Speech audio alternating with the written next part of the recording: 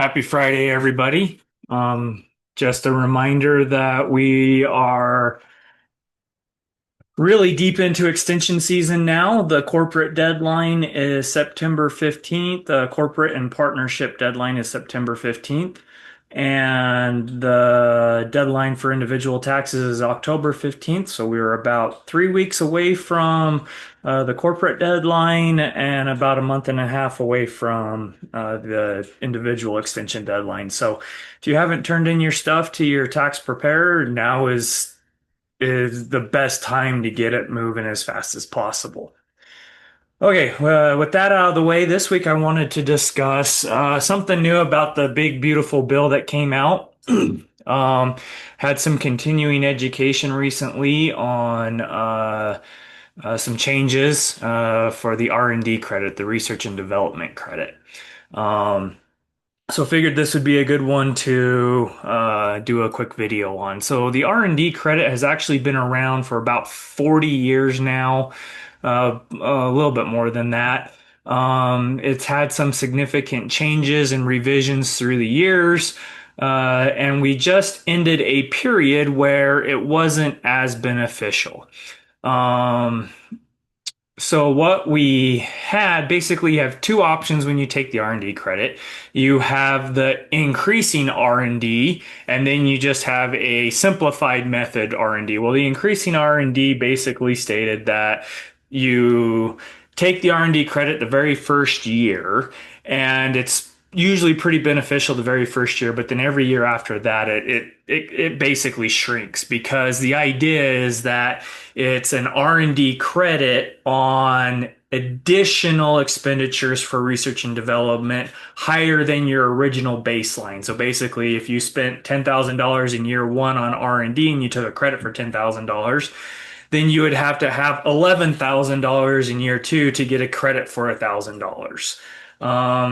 They came up with a simplified method at one point where basically the credit is less, but it just takes in all your expenditures every year and it doesn't look at your original baseline.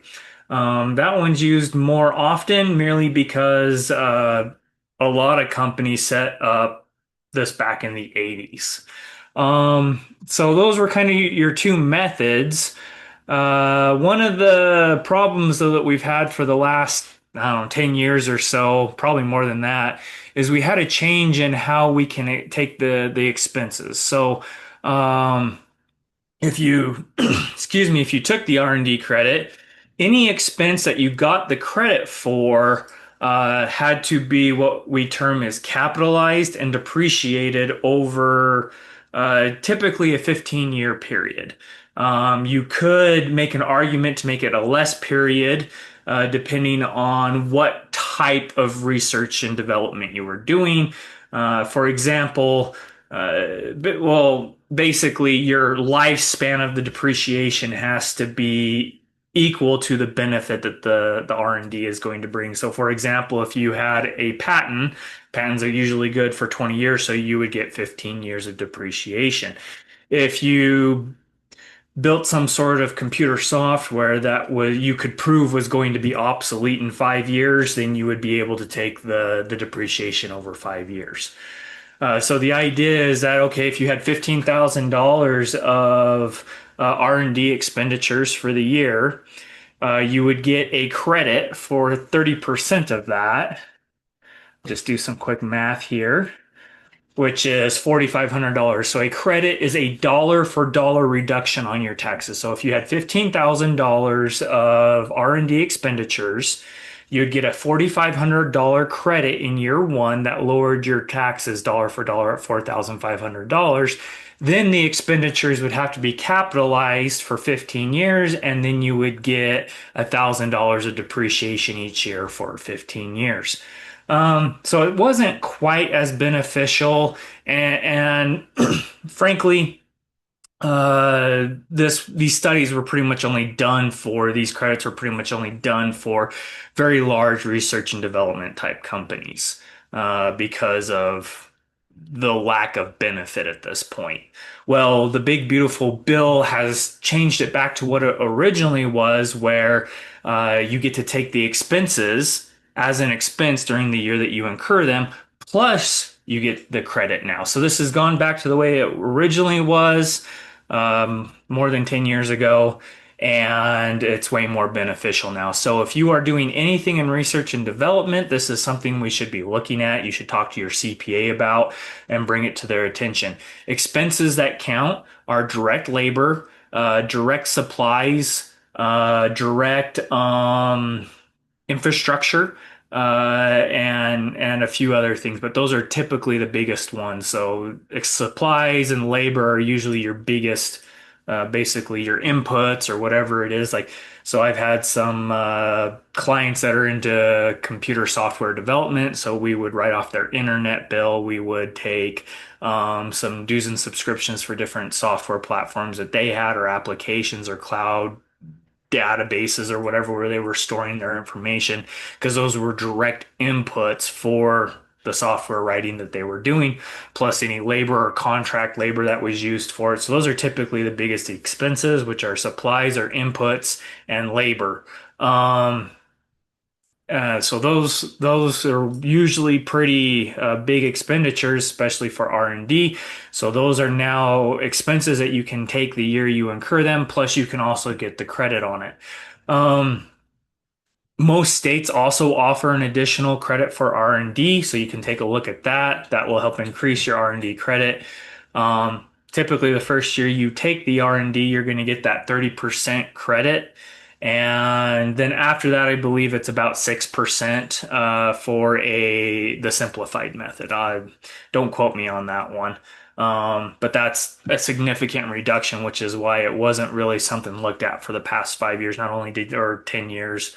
Not only did you not get your expenses during the year, but you got a very minimized credit. Well, now we're back to you get to take your expenses, which is what we all want. And then you also get a credit on top of that. So now it's something to look at. So those are what expenditures you can take, mainly inputs, supplies, and labor. R&D, what it means, basically is anything new to you that's not common technology. So for example, when Apple came up with their brand new smartphone, that was very good R&D. When Samsung challenged it and came up with their own smartphone, that was R&D because it was new technology to them. Um, Kind of at this point, maybe they're getting their additional software research that's done every year to write new languages and fix it, but they're not getting a smartphone anymore because it's common technology now. Other examples would be in manufacturing processes, where you're coming up with one example that I've heard in the past was a large farm that was growing lettuce, and they came up with a new way to package it more efficiently. That was then to come up with a new way to package it and sell it and distribute it was R&D. However, once they sold that technology to other or other farms or whatever, then it was no longer considered new technology to anyone. But if another farm was trying to compete with them and came up with the same process on their own or a similar process on their own, then that would have been considered new R&D for them. So it doesn't necessarily have to be new technology. It just has to be new to you and it's not readily available. Also, it generally needs to fall into physical sciences, things like computer science, the stuff you go to high school classes for, some sort of physical science. Social sciences don't really count. So computer science, biology, geology, technical sciences, engineering. Basically, if an engineer is involved in any way to help you develop something, then that's going to count.